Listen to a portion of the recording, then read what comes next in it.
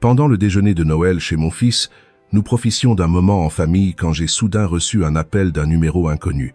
J'ai répondu et une voix a brisé le silence. « Vous devez rentrer chez vous immédiatement. » Quand j'ai demandé qui était à l'appareil, la personne a simplement répété « Faites-moi confiance et partez maintenant » et a raccroché.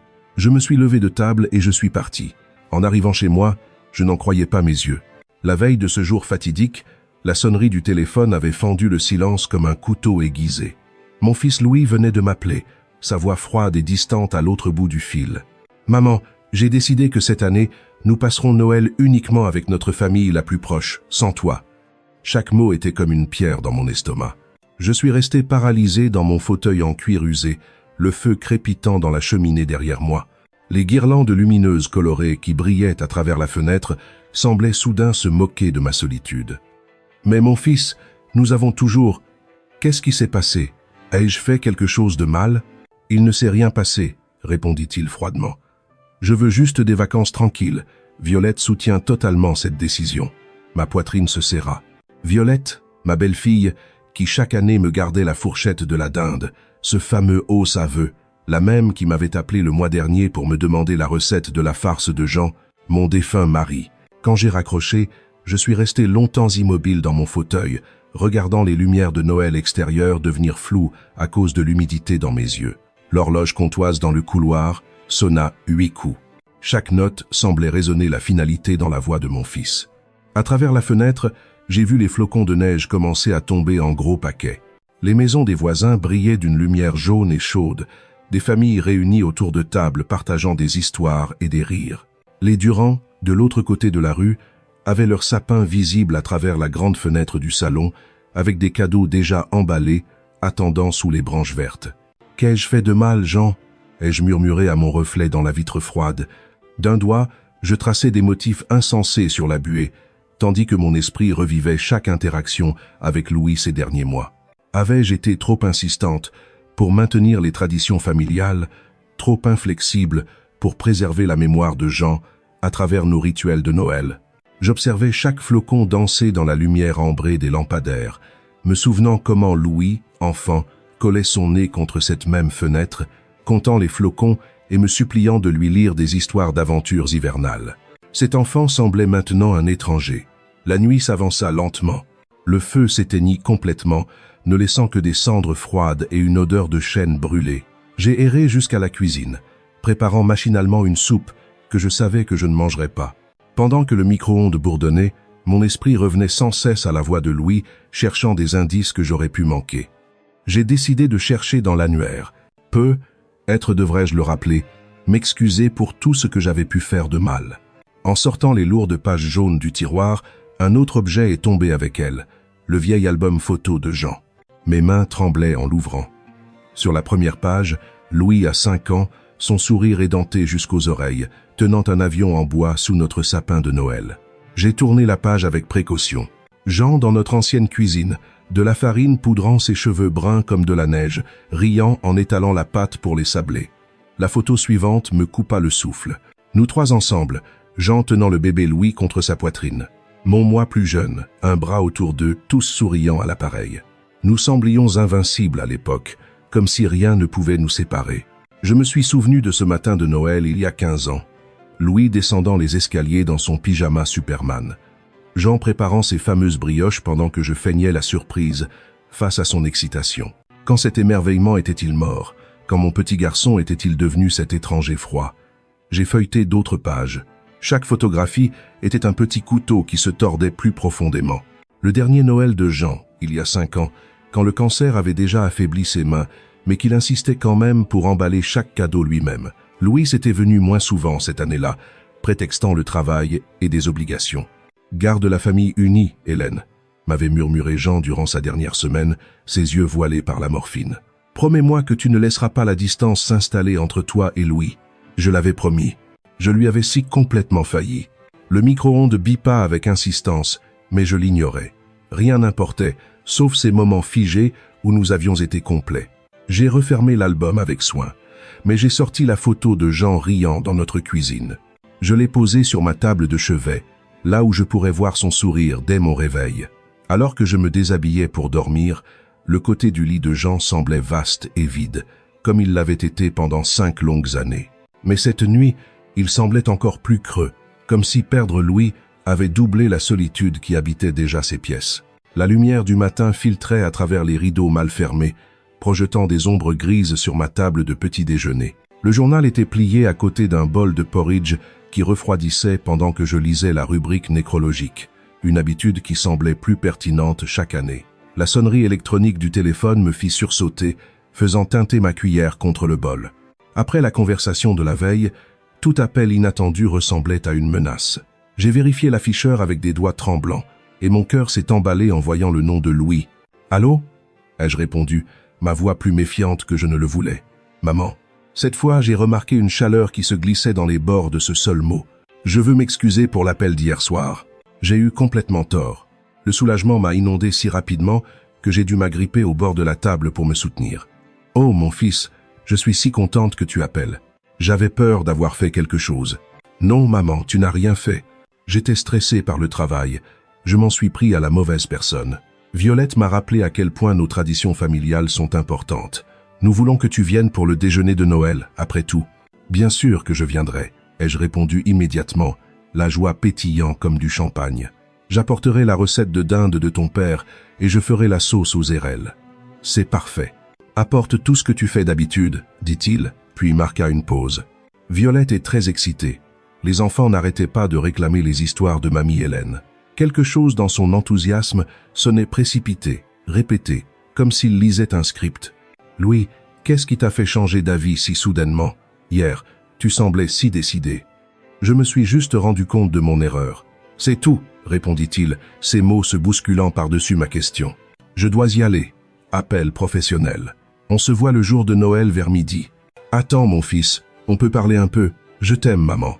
À bientôt. » L'appel fut coupé. Je suis resté là, tenant le téléphone, le fixant comme s'il pouvait me donner des réponses.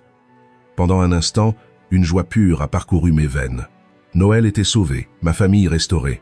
Mais dans le silence qui a suivi, le doute s'est infiltré comme un air froid par une fenêtre fissurée. Quelque chose dans la voix de Louis ne sonnait pas naturel. Les mots étaient justes, les excuses appropriées, mais le ton semblait creux, mécanique, comme s'il cochait des cases sur une liste. J'ai marché jusqu'à la fenêtre de la cuisine, où la neige de la nuit dernière avait transformé le jardin en un paysage blanc immaculé. Les enfants des Dubois construisaient déjà un bonhomme de neige. Leur rire me parvenait. Des familles normales, faisant des choses normales par un matin de décembre normal. Peut-être que je réfléchis trop, ai-je murmuré au souvenir de Jean, alors que je poursuivais ma routine matinale, vaisselle dans l'évier, journal au recyclage, tasse rincée. Ce sentiment de malaise grandissait. Louis avait évité toute tentative de conversation plus profonde, fuyant le téléphone comme s'il craignait des questions gênantes. Une de ses phrases résonnait dans ma mémoire. Violette m'a rappelé à quel point nos traditions familiales sont importantes. Depuis quand Violette avait-elle besoin de rappeler à Louis quelque chose d'aussi fondamental? Et pourquoi mentionner son soutien si spécifiquement? Comme s'il avait besoin d'une permission pour inviter sa propre mère. Les 3 jours suivants furent une pure démonstration de détermination. Je me suis réveillé le 22 décembre avec une énergie que je n'avais pas ressentie depuis la mort de Jean, fredonnant des chants de Noël en préparant mon café. Mon carnet s'est rapidement rempli de plans de menus et de listes de courses, chaque article vérifié et revérifié. Dinde, sauce aux érelles, farce de Jean, murmurai-je en tapotant mon stylo sur la table. Tout devait être parfait. C'était ma chance de prouver que les traditions familiales comptaient encore, que certains liens ne pouvaient être brisés ni par le deuil, ni par le temps. La boucherie de la rue des Chênes était bondée de clients de Noël. Quand mon tour est arrivé, je me suis penché sur le comptoir avec l'intensité d'une femme en mission. « Il me faut votre plus belle dinde, dis-je au boucher au visage rond. C'est pour une réunion de famille très spéciale. » La dinde de 5 kilos qu'il me présenta semblait sortie d'un magazine, dodue et parfaite. J'ai payé sans discuter, imaginant déjà le moment où je la porterais dans la cuisine de Louis. Le 23 mètres a conduit au centre commercial, où les foules se pressaient entre les boutiques brillamment éclairées. Dans le magasin de jouets, j'ai choisi un kit de modélisme d'avion pour Léo, un Cessna vintage rappelant l'avion en bois de cette vieille photo. Pour Chloé, j'ai sélectionné un coffret de dessin avec des crayons de couleur disposés comme un arc-en-ciel dans une boîte en bois. Ce soir-là, J'ai cueilli des herbes de mon jardin d'hiver pour la marinade de Jean. La recette, écrite de sa main soignée, était appuyée contre le sucrier pendant que je hachais de l'ail et effeuillais du romarin. Jean, j'espère que je me souviens bien de tout, ai-je chuchoté à sa photo sur le rebord de la fenêtre. Ça doit être parfait. La marinade s'est transformée en une pâte verte et parfumée. Ail, romarin, thym, huile d'olive et l'ingrédient secret de Jean, une touche de vin blanc. Je l'ai massé sous la peau de la dinde avec des doigts précautionneux, ayant l'impression d'accomplir un ancien rituel de réconciliation. Le matin du réveillon de Noël arriva, gris et froid, mais mon moral resta au beau fixe. J'ai emballé les cadeaux avec une précision militaire, pliant les coins et nouant les rubans en boucle parfaite. Ma plus belle blouse de Noël était repassée et prête, mon parfum vaporisé comme une armure pour la bataille. Cependant, à mesure que le soir approchait, une inquiétude commença à s'infiltrer. Louis n'avait pas appelé pour confirmer les détails. À quelle heure devais-je arriver? Devais-je apporter du vin? Les enfants avaient-ils des allergies alimentaires que j'avais oubliées? François Lambert est apparu à ma fenêtre de cuisine alors que je nettoyais les bols de la marinade. « Hélène, de grands projets pour demain ?» demanda-t-il à travers la vitre. « Déjeuner de Noël avec Louis et sa famille, » répondis-je. « Peu, être un peu trop vite. Nous allons redevenir une vraie famille. » Quelque chose a brillé dans l'expression de François, mais il a seulement hoché la tête. « C'est merveilleux.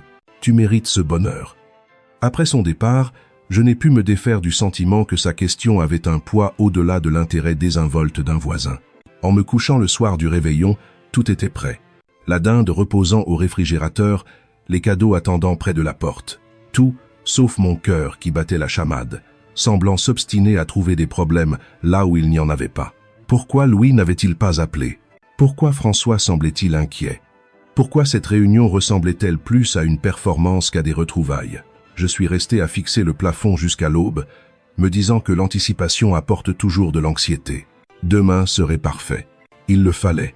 Le matin de Noël se leva, clair et lumineux, la neige scintillant comme des diamants éparpillés sur le quartier.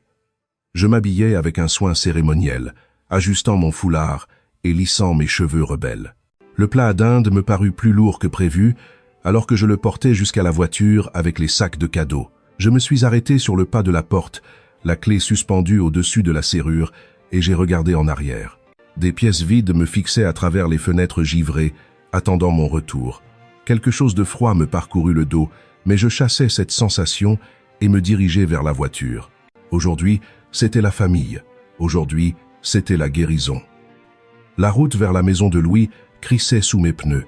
Les cristaux de glace scintillaient au soleil, des guirlandes lumineuses dessinaient chaque fenêtre et cadre de porte, créant une scène de carte postale parfaite qui me serra la poitrine d'espoir. J'ai manœuvré le plat à dinde et les sacs hors de la voiture, l'air froid me mordant les joues alors que je m'approchais de la porte. Avant que je puisse sonner, elle s'ouvrit, révélant le sourire chaleureux de Violette, de la farine poudrant son pull rouge comme du sucre glace. « Hélène, quelle joie de te voir. Entre vite avant de geler. » Downstream. La maison sentait la cannelle et le pain. Une musique de Noël flottait depuis des haut-parleurs cachés, tandis que les lumières colorées projetaient des ombres arc-en-ciel sur les parquets cirés. Léo apparut à mes côtés comme par magie, sautillant sur la pointe des pieds, avec une excitation à peine contenue. « Mamie Hélène, tu as apporté des cadeaux? On peut les ouvrir maintenant ?»« Maman a dit qu'on devait attendre, » répondit Violette en riant, prenant le lourd plat à dinde de mes mains. « Ça pèse une tonne. Qu'est-ce que tu lui as fait ?»« Le secret, c'est la marinade de Jean, » expliquai-je en déroulant mon écharpe, alors que Chloé jetait un œil timide depuis le coin du couloir. 24 heures d'ail, de romarin et de patience. Marthe et Joseph Hernandez, les parents de Violette, me saluèrent chaleureusement. Louise apparut en dernier, redressant sa cravate avec des gestes qui semblaient trop précis, trop contrôlés. Son sourire atteignait sa bouche, mais s'arrêtait quelque part avant ses yeux. « Merci d'être venue, maman. Ça compte beaucoup pour nous. » Quelque chose dans son ton me fit étudier son visage plus attentivement, mais Léo me prit la main et m'entraîna vers la salle à manger avant que je puisse analyser ce que j'avais entendu. La table scintillait sous la douce lumière des bougies, les couverts dressés avec la belle porcelaine de Violette et les serviettes pliées en triangle parfait. Ma dinde trônait au centre, sa peau dorée brillant sous le lustre. « Tu veux la découper, Hélène ?» demanda Violette, me tendant le couteau électrique. « C'est toi l'artiste ici. » Je tranchai d'une main ferme, chaque tranche révélant une chair si tendre qu'elle se détachait presque de l'os. La marinade avait fait sa magie, les herbes créant une croûte parfumée qui suscita des murmures d'appréciation. La conversation coulait comme le vin pendant le dîner. Joseph me posa des questions sur mes projets de retraite. Marthe complimenta chaque plat. Les enfants parlaient avec animation de l'école et de leurs amis, leur voix brillante de l'excitation des fêtes.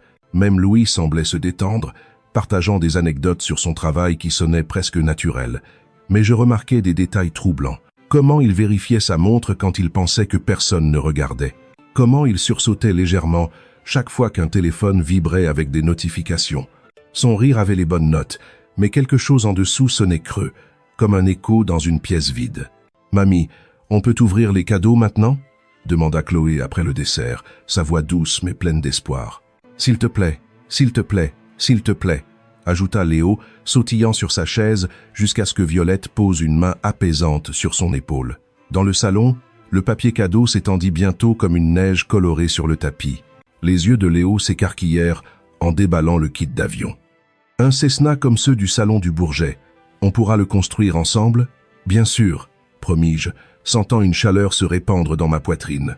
C'est à ça que servent les grands-mères. » Chloé serra son coffret de dessin, planifiant déjà des chefs-d'œuvre. « Je vais dessiner toute notre famille, même Papy Jean, pour qu'il puisse être avec nous aussi. » La pièce devint silencieuse un instant. L'absence de Jean, soudainement présente parmi nous comme un invité invisible. Mais ce n'était pas la douleur aiguë que j'avais portée pendant 5 ans. C'était quelque chose de plus doux, comme s'il nous souriait de quelque part, au loin. « Il aurait adoré ça, dis-je, ma voix plus rauque que je ne l'aurais voulu. » À mesure que la soirée avançait, la chaleur du repas nous enveloppait comme une couverture confortable. Joseph et moi discussions de rugby, tandis que Marthe aidait Violette avec la vaisselle. Les enfants jouaient par terre avec leurs nouveaux trésors, leur rire fournissant une joyeuse bande sonore à notre conversation. Je desserrai ma cravate et m'enfonçai dans le fauteuil, me sentant plus contente que je ne l'avais été depuis des mois. C'était ça, Noël. La famille réunie, les traditions honorées, l'amour partagé entre les générations. Mon téléphone vibra contre ma poitrine, un léger bourdonnement à travers la poche de ma veste. Je l'ignorais, ne voulant pas briser le charme de cette soirée parfaite, mais il vibra de nouveau, insistant comme une abeille. « Excusez-moi un instant », dis-je à Joseph, qui décrivait les prouesses rugbystiques de son petit-fils. Les petites toilettes près de l'entrée offraient un peu d'intimité. Leur porte étouffait les bruits de la conversation familiale. « Numéro inconnu » brillait sur l'écran de mon téléphone. J'ai failli refuser l'appel. Qui appelle le jour de Noël, à part des démarcheurs ou des escrocs? Mais quand il cessa de sonner pour recommencer immédiatement, l'irritation l'emporta sur la prudence. « Allô, qui est à l'appareil un jour de Noël? Vous devez rentrer chez vous immédiatement. » La voix trancha net avec les bonnes manières. Un homme pressant, inconnu. Je clignais des yeux devant mon reflet dans le miroir, voyant mon expression passer de l'agacement à la confusion. « Qui êtes-vous? De quoi parlez-vous? Ça n'a pas d'importance maintenant. Rentrez chez vous. » Ma main serra le téléphone. Derrière la porte, j'entendais Léo expliquer les pièces de son avion à sa grand-mère, des bruits normaux d'une soirée de Noël qui semblaient soudain très lointains. « Je ne comprends pas ce que vous dites. Que se passe-t-il? Faites-moi confiance et partez maintenant. » L'appel fut coupé. Je suis resté à fixer le téléphone, comme s'il pouvait s'expliquer. Mon reflet dans le miroir semblait plus vieux, les rides d'inquiétude plus profondes autour de mes yeux. La voix de l'étranger portait une conviction sincère qui me serra la poitrine. Que pouvait-il y avoir de mal à la maison? Un incendie, un cambriolage? Avais-je laissé quelque chose de dangereux allumé? Mon esprit s'emballa avec les possibilités, tandis que mon cœur s'affolait. Mais c'était le dîner de Noël, ma première vraie réunion de famille en 5 ans. Comment pouvais-je partir sur la base d'un avertissement énigmatique d'un inconnu? À travers la porte, j'entendis Louis rire de quelque chose que Joseph avait dit, le son aigu et excessivement brillant. Mon reflet me regarda avec des yeux inquiets, les lumières de Noël du couloir projetant des ombres rouges et vertes sur mon visage. La voix de l'inconnu résonnait dans ma mémoire. « Faites-moi confiance et partez maintenant. » Faire confiance à qui? Pourquoi? Quelle urgence possible exigerait qu'un étranger retrouve mon numéro le jour de Noël? Même si les questions se multipliaient, mon corps répondait déjà à des signaux d'alarme primitifs. Mes épaules s'étaient tendues, ma respiration était devenue superficielle. Une partie ancienne de mon cerveau criait que cet appel n'était pas anodin. J'ai pensé à ma maison vide dans l'obscurité de décembre. Et si quelqu'un était à l'intérieur fouillant dans mes affaires? Et si elle était inondée ou en feu? Maman, ça va là dedans. La voix de Louis, à travers la porte, était à la fois inquiète et parfaitement synchronisée. Juste une minute, répondis-je, ma voix plus ferme que je ne me sentais. Je pris une profonde inspiration, me préparant pour la suite. L'urgence de l'inconnu m'avait contaminé. Je ne pouvais l'ignorer, je ne pouvais l'expliquer. Je ne pouvais prétendre que le dîner de Noël était plus important que cette certitude croissante que quelque chose n'allait vraiment pas. Quand j'ai ouvert la porte, la scène familiale chaleureuse m'a soudain semblé étrange. Les rires des enfants, les adultes conversant autour d'un café, la douce lueur des lumières qui m'avait paru si accueillante 1 heure auparavant. « Tout va bien, maman ?» Louis leva les yeux, quelque chose brillant derrière ses prunelles qui pouvait être de l'inquiétude ou du calcul. « Je dois rentrer, » dis-je plus brusquement que je ne le voulais. « Il y a une urgence. Quelqu'un a appelé. Quelque chose ne va pas à la maison. » La pièce devint silencieuse, à l'exception du petit avion de Léo qui faisait des bruits de vol en naviguant entre les meubles. « Quel genre d'urgence ?» demanda Violette, un torchon encore à la main. Mes doigts trébuchèrent sur les boutons de mon manteau, la mémoire musculaire défaillant sous le stress. « Je ne sais pas encore. Ils ont juste dit que je devais rentrer immédiatement. » Louis se leva. Son visage était l'image même de l'inquiétude confuse. Qui a appelé? Pourquoi n'ont-ils pas expliqué ce qui n'allait pas? Pendant une fraction de seconde, j'ai étudié l'expression de mon fils, cherchant quelque chose que je ne pouvais nommer. Son inquiétude semblait sincère, mais il y avait quelque chose en dessous, une tension qui ne correspondait pas à ses mots. Je dois y aller. Je me suis penché pour embrasser les enfants en guise d'adieu. Leurs petits visages me regardaient avec une perplexité innocente. Merci pour ce merveilleux dîner de Noël. Je suis vraiment désolé de devoir partir comme ça. L'air froid de décembre me frappa le visage comme une gifle alors que je courais vers la voiture. Dans le rétroviseur, j'ai vu la famille groupée sur le pas de la porte, Violette se serrant les bras contre le froid, Joseph secouant la tête, les enfants pressant leur visage contre la vitre.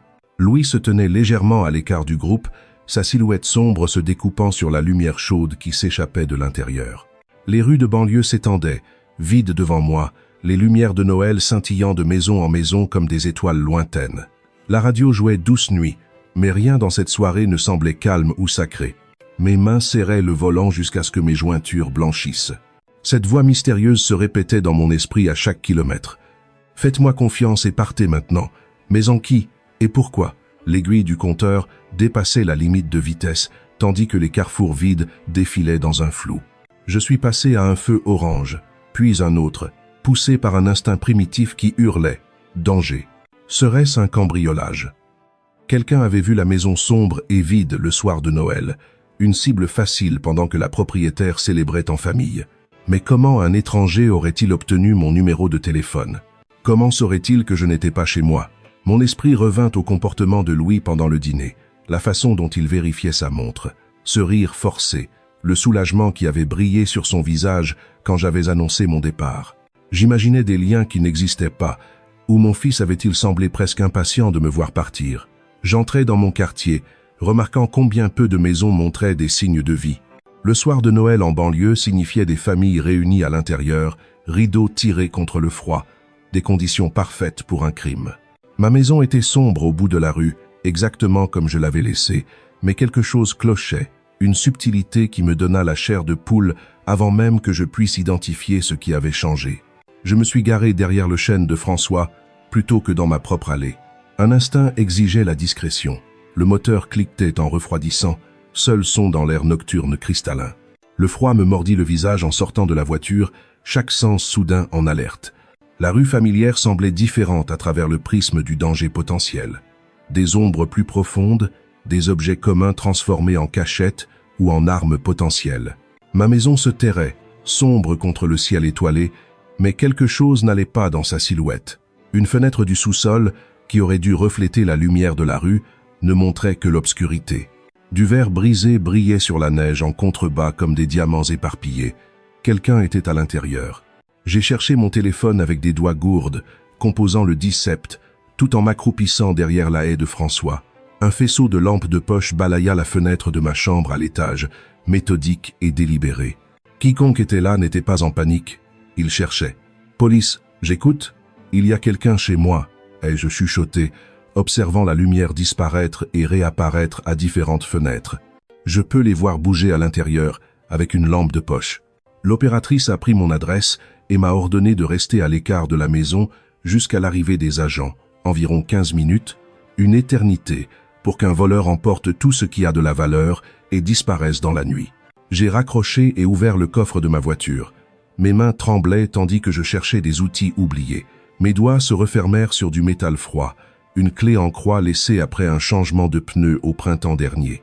Le poids était solide, rassurant. Quiconque violait mon domicile trouverait plus de résistance qu'il ne l'avait imaginé. Je me suis faufilé le long du périmètre de la maison, utilisant les décorations de Noël et les buissons enneigés comme couverture. La fenêtre brisée du sous-sol racontait l'histoire. Des dents de verre irrégulières pointant vers l'intérieur, de la neige éparpillée sur le sol où l'intrus était entré. Le faisceau de la lampe de poche se déplaçait systématiquement à travers ma chambre, s'arrêtant sur la commode où se trouvait le coffret à bijoux de Jean, puis sur l'armoire où je gardais les documents importants. Ce n'était pas du vandalisme aléatoire ou un acte de désespoir lié à la drogue. Quelqu'un cherchait des choses spécifiques. Mes mains ont serré la clé en croix, tandis qu'une rage protectrice inondait mon système. C'était ma maison, mon sanctuaire. Ma vie avec Jean qu'un criminel pensait pouvoir voler, comme si cela ne signifiait rien. Je me suis positionné dans l'ombre, à côté de la fenêtre brisée, les oreilles aux aguets des bruits intérieurs. Des pas craquèrent sur le plancher à l'étage. Quelqu'un se déplaçant avec détermination dans des pièces qui contenaient 40 ans de souvenirs. Le faisceau lumineux balayait d'un côté à l'autre comme un phare, cherchant, toujours cherchant. Que pouvait-il bien chercher? De l'argent, des bijoux, de l'électronique, ou quelque chose de plus spécifique, de plus personnel. Les pas se dirigèrent vers les escaliers, descendant au sous-sol, dans ma direction. Ma respiration sortait en courtes bouffées qui se vaporisaient dans l'air glacial. Chaque muscle se tendit alors que je me pressais contre les fondations de la maison, la clé en croix levée. Quiconque sortirait de cette fenêtre se retrouverait face à une propriétaire très en colère. La lumière du sous-sol vacilla brièvement, puis s'éteignit à nouveau. Prudent, intelligent, mais pas assez pour s'attendre à ce que je sois là, dans l'ombre. Des papiers bruissèrent à l'intérieur, des documents examinés, triés. Le son me serra l'estomac avec un sentiment de viol. C'étaient des papiers privés, des dossiers personnels, des fragments de la vie que Jean et moi avions construite ensemble. Comment un étranger osait-il mettre ses sales pattes sur nos affaires privées? Une chaise a été traînée sur le sol en béton du sous-sol. Des tiroirs s'ouvrirent et se fermèrent avec des coups sourds. La recherche méthodique se poursuivait sans hâte, malgré le risque d'être découvert. Quiconque était à l'intérieur se sentait en sécurité, confiant d'avoir le temps de trouver ce qu'il voulait. Le faisceau de la lampe de poche se rapprocha de la fenêtre brisée, projetant de longues ombres sur le jardin enneigé. Je me suis collé davantage au mur de briques, la clé en croix tremblant dans ma main à cause du froid et de l'adrénaline. Un sac apparut en premier, en toile sombre, bourré de papier et de petits objets. Puis une jambe, testant prudemment le cadre de la fenêtre avant de s'engager à sortir. Je retins mon souffle, chaque muscle prêt à l'action. Une seconde de plus, et j'aurai mes réponses sur qui pensait pouvoir voler Hélène Damien le soir de Noël. La deuxième jambe émergea de la fenêtre, suivie d'un torse que je reconnus avec une clarté nauséabonde. Alain Richard, l'ami de longue date de mon fils, se redressa dans mon jardin, tenant un sac rempli de ce qui ressemblait à des documents et des objets de valeur. « Alain !» Je suis sorti de l'ombre, la clé en croix levée, ma voix fendant le silence comme un fouet. Il se retourna, perdant presque l'équilibre sur le sol glissant. Le sac tomba de sa prise effrayée, des papiers s'éparpillant sur la neige comme des confettis. Son visage devint blanc, comme un linge, sous la faible lumière des maisons voisines. « Hélène, je ne voulais pas. Ce n'était pas mon idée. » « L'idée de qui alors ?» m'approchai-je, la clé en croix lourde dans mes mains. Des documents étaient éparpillés à ses pieds. Le testament de Jean, des relevés bancaires, des certificats d'action. Alain leva les mains, reculant contre le mur, sans échappatoire. Il a dit que tu serais au dîner pendant des heures. Il a dit que tu ne saurais jamais. Qui a dit ça? Mais même en posant la question, la froide réalisation se cristallisait déjà dans ma poitrine, comme de la glace se formant autour de mon cœur. Louis savait que tu serais au dîner. Les mots sortirent en un flot de panique. Il a organisé toute cette réunion de Noël pour que je puisse... La clé en croix glissa de mes doigts soudainement faibles, tombant dans la neige avec un bruit sourd. Mon fils t'a envoyé. Alain hocha misérablement la tête. Des larmes coulaient sur son visage dans l'air froid. Il avait besoin du testament de Jean, des certificats d'action d'Airbus. Il a dit que tu allais donner des millions à des œuvres de charité au lieu de la famille. Chaque mot frappait comme un coup physique. Je reculais en titubant, regardant les papiers éparpillés dans la neige, l'écriture soignée de Jean sur des documents légaux, des certificats d'action valant plus d'argent que la plupart des gens n'envoient dans toute une vie. L'épargne de toute une vie réduite à une cible pour un vol, le dîner de Noël. Ma voix sortit comme un murmure rauque. Les excuses, l'invitation, tout était faux. Il est désespéré, Hélène. Alain se traîna à genoux, essayant de rassembler les documents éparpillés avec des mains tremblantes. Des dettes de jeu, de mauvais investissements. Il doit de l'argent à des gens qui ne pardonnent pas les retards de paiement. Mes jambes flanchèrent alors que toute l'étendue de la trahison s'installait. Louis m'avait regardé dans les yeux à cette table de dîner. Il avait accepté ma dinde et mes cadeaux. Il avait laissé ses enfants s'asseoir sur mes genoux. Tout cela en sachant que son ami fouillait ma maison. Combien doit-il? Près de 200 000 €. La voix d'Alain était presque inaudible.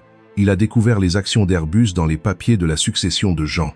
Il a dit que c'était de toute façon l'argent de la famille, que tu finirais par comprendre. L'argent de la famille. L'héritage de Jean, soigneusement préservé et investi sur des décennies, réduit à un paiement de dettes de jeu. Les actions qu'il avait achetées avec son salaire de professeur, sou par sou, confiant que sa femme les utiliserait sagement. J'ai ramassé l'un des certificats éparpillés. Le nom de Jean imprimé en lettres soignées en haut. 2,3 millions d'euros d'actions Airbus achetées sur 30 ans, lorsque l'entreprise était en difficulté et que les actions étaient bon marché. Son pécule pour la retraite, sa couverture de sécurité contre un avenir incertain. Il allait voler les économies de toute une vie de mon mari pour payer des dettes de jeu. Alain hocha la tête, n'essayant même plus de ramasser les papiers.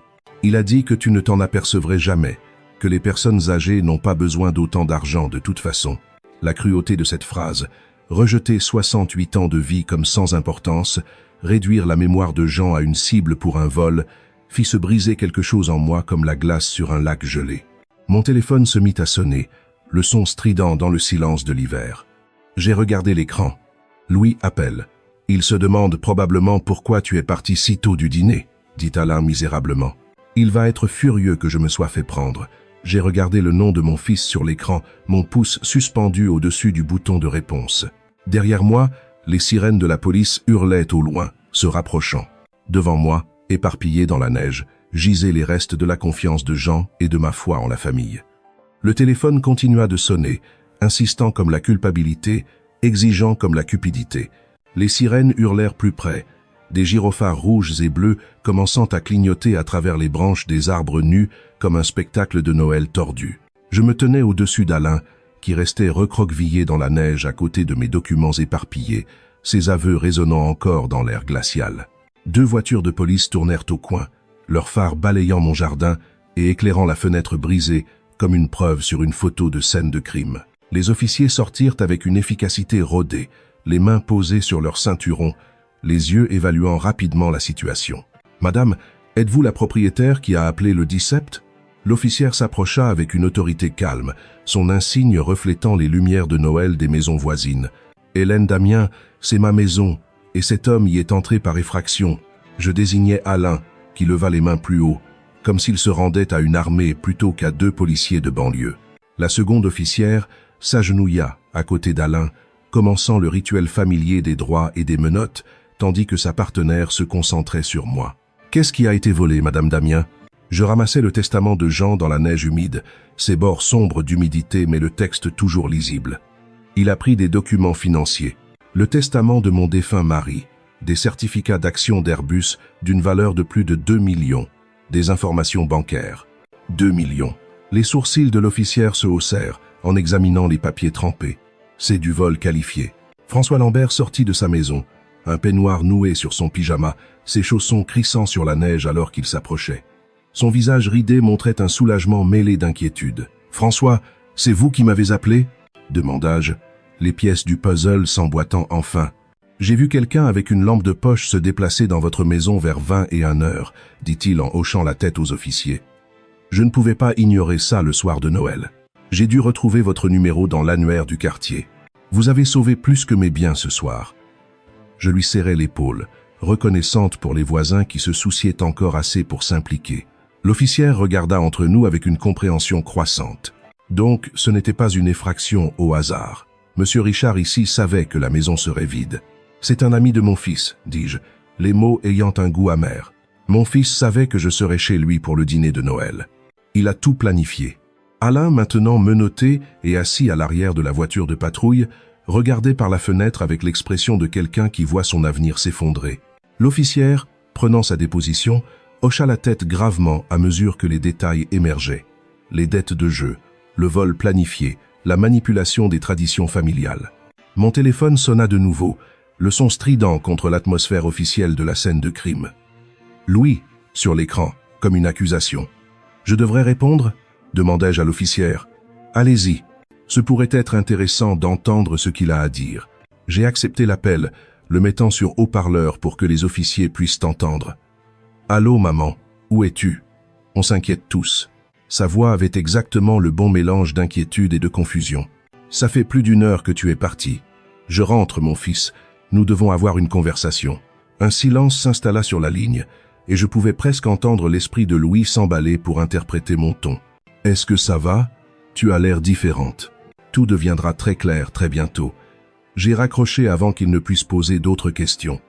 Les officiers terminèrent leur paperasse pendant que je rassemblais les documents éparpillés. Chaque morceau de papier représentait un fragment de l'héritage de Jean qui avait failli être volé par son propre fils. Les certificats d'action d'Airbus me semblaient plus lourds dans mes mains que leur poids physique ne le suggérait. 30 ans d'investissement prudent de Jean, économisé sou par sou sur son salaire de professeur. Nous aurons besoin que vous passiez demain pour finaliser votre déposition. L'officière me tendit sa carte. Monsieur Richard sera accusé d'effraction, de tentative de vol qualifié, et probablement d'autres chefs d'accusation une fois que nous aurons tout démêlé. François m'accompagna jusqu'à ma voiture alors que les véhicules de police s'éloignaient, le visage blême d'Alain visible à travers la vitre arrière comme un fantôme de Noël futur. « Tu es sûr que tu peux y retourner en voiture ?» demanda François. « Ça va être une conversation difficile. » Je regardais une dernière fois ma maison, la fenêtre brisée, la neige piétinée, la couronne de Noël sur la porte d'entrée qui semblait soudain se moquer de toute l'idée de paix sur terre. Certaines conversations ne peuvent pas attendre, François. Certaines vérités doivent être dites à chaud. Ma voiture démarra à contre-cœur dans le froid, le moteur protestant. En sortant de l'allée, mes phares balayèrent les décorations de Noël sur la porte. Leurs joyeux rubans rouges contrastaient amèrement avec la destruction familiale que j'étais sur le point de déclencher. Mais le testament de Jean était en sécurité à côté de moi sur le siège passager, sauvé du vol et de la trahison. Quoi qu'il arrive ensuite, son héritage serait protégé. Quand j'arrivais chez Louis, la lueur chaude des fenêtres et les lumières scintillantes créaient une façade parfaite de bonheur familial. À travers la grande fenêtre, je vis des silhouettes bouger dans le salon, mon fils faisant les 100 pas près du sapin de Noël, tandis que Violette gesticulait avec une inquiétude évidente.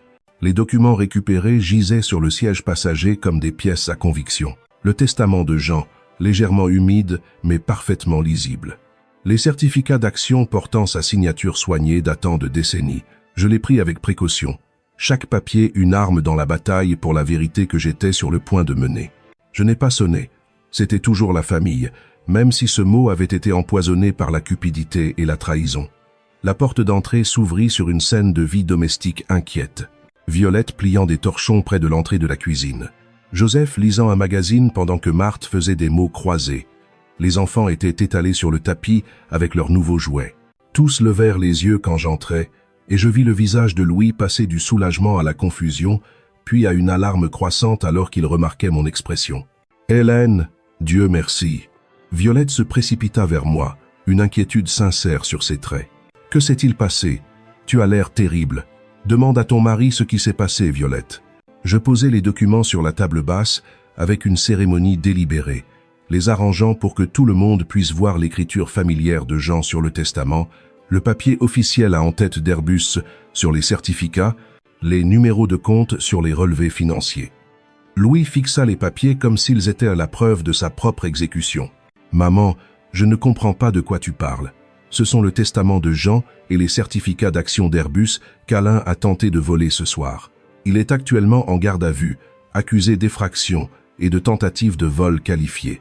Le magazine de Joseph glissa de ses mains. Des certificats d'action? Quelles actions? Jean m'a laissé pour 2-3 millions d'euros d'actions Airbus. J'observais chaque visage traiter cette information. Surprise, confusion, compréhension grandissante. Il les a achetés sur 30 ans, en investissant son salaire de professeur lorsque l'entreprise était en difficulté. Louise a appris que je prévoyais de faire don de l'héritage à des associations d'anciens combattants et à des œuvres éducatives. Maman, c'est notre héritage familial. La façade soigneusement construite de Louis se fissura, révélant le désespoir en dessous. Tu ne peux pas tout donner à des étrangers. Je peux faire ce que je veux de mon argent. Mais tu as décidé de le voler plutôt que de me parler. Violette s'effondra sur le canapé, une main couvrant sa bouche alors que les pièces s'emboîtaient. L'invitation de Noël, la réconciliation soudaine, tout était planifié pour donner à Louis un alibi pendant que son ami cambriolait ma maison. Je me suis tourné pour regarder mon fils droit dans les yeux. Tu as utilisé Noël. Tu as utilisé la joie de tes enfants, la gentillesse de ta femme. Tu as utilisé mon deuil pour ton père pour couvrir un vol. Le magazine de mots croisés de Marthe tomba au sol, oublié. Louis, s'il te plaît, dis-nous que ce n'est pas vrai. Mais Louis ne pouvait plus nier. Les preuves étaient étalées sur la table basse, et l'arrestation de son ami avait éliminé toute chance de dissimuler la conspiration. Vous ne comprenez pas la pression sous laquelle j'étais. Les dettes, les gens à qui je dois de l'argent. Combien? La voix de Joseph avait l'autorité d'un homme qui avait géré des finances toute sa vie. 200 000 euros. L'aveu de Louis tomba dans la pièce comme une bombe. De mauvais investissements, un peu de jeu. Ça a commencé petit, mais ça a grandi si vite. Alors tu as décidé de voler ta mère? La voix de Violette se brisa. D'utiliser nos enfants comme accessoires dans un plan criminel? Léo leva les yeux de son avion, sentant les tensions des adultes qu'il ne pouvait comprendre. Pourquoi tout le monde crie? Chloé serra ses nouveaux crayons plus forts, éparpillés sur le tapis comme des fragments d'arc-en-ciel de la famille qui se brisaient autour d'elle. Ton père a pris de très mauvaises décisions, dis-je doucement aux enfants. Puis je me suis retourné vers Louis. Des décisions qui blessent les gens qui lui faisaient confiance. Je ne voulais blesser personne. Louis s'effondrait complètement maintenant, des années de tromperie soigneuse s'écroulant sous le poids de la révélation. J'avais juste besoin de temps pour arranger les choses, pour rembourser ce que je devais, en volant ta mère le soir de Noël. Joseph se leva, son calme habituel remplacé par une indignation morale. En mentant à ta femme, en utilisant tes enfants comme alibi. Violette pleurait maintenant, non pas les larmes douces du sentiment de Noël, mais les sanglots rauques de quelqu'un qui voit toute sa vie se dissoudre. Depuis combien de temps me mens-tu sur l'argent, sur le travail, sur tout? Marthe rassembla les enfants confus plus près d'elle, les protégeant de la dévastation adulte qui se déroulait pendant leur fête de Noël. J'ai regardé autour de la pièce, les larmes de Violette, le choc des grands-parents, les enfants qui ne comprenaient pas pourquoi leur joie de Noël s'était transformée en chaos, mon fils recroquevillé sur sa chaise, la tête entre les mains. Cette famille était brisée, découpée par la cupidité aussi efficacement que n'importe quelle lame. Les actions d'Airbus iront à des programmes pour les anciens combattants et à des fonds pour l'éducation, exactement comme Jean l'aurait voulu.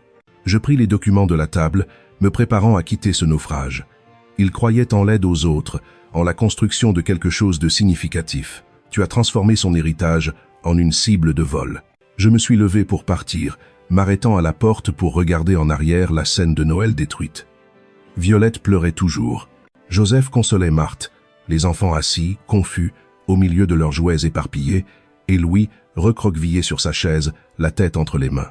Violette, toi et les enfants serez toujours les bienvenus chez moi. Vous êtes innocents dans tout ça. Je suis sorti dans la nuit froide de décembre, laissant derrière moi les lumières chaudes et les restes de ce qui fut autrefois ma famille. Le lendemain matin, la lumière filtrait par la fenêtre de la cuisine, projetant de longues ombres sur la table où les documents sauvés de Jean étaient soigneusement disposés à côté de sa photographie. Le café fumait dans ma tasse préférée, celle qu'il m'avait offerte il y a 20 ans avec « Au meilleur mari du monde », imprimée en lettres délavées. En lisant les certificats d'action avec une nouvelle perspective, je réalisais qu'ils représentaient plus que de l'argent. Chaque date d'achat racontait une histoire. Septembre 1995, quand Airbus luttait avec des licenciements et que Jean voyait une opportunité. Mars 2001, après les attentats. Décembre 2008, pendant la crise financière, quand d'autres vendaient en panique et qu'il achetait avec foi. Mon téléphone sonna, interrompant la routine matinale tranquille. Le nom de Violette sur l'afficheur me serra la poitrine d'inquiétude. « Hélène, je suis désolé. » Sa voix était rauque d'avoir tant pleuré, mais déterminée. « Je n'ai jamais rien su des plans de Louis, de rien de tout ça. Violette, rien de tout cela n'est de ta faute. Tu es une bonne femme qui a fait confiance au mauvais homme. Je demande le divorce. » Les mots sortirent précipitamment. Les enfants ne méritent pas un père criminel, et je ne vivrai pas avec quelqu'un qui a pu faire ce qu'il a fait.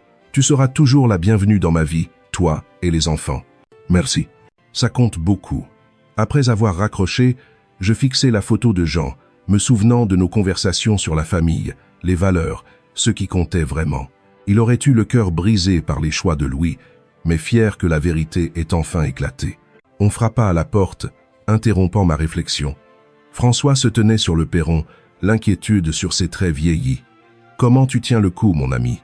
Ça fait mal, François, mais je suis libéré des mensonges maintenant. » Je l'ai fait entrer, reconnaissante d'une amitié solide au lendemain de la destruction familiale.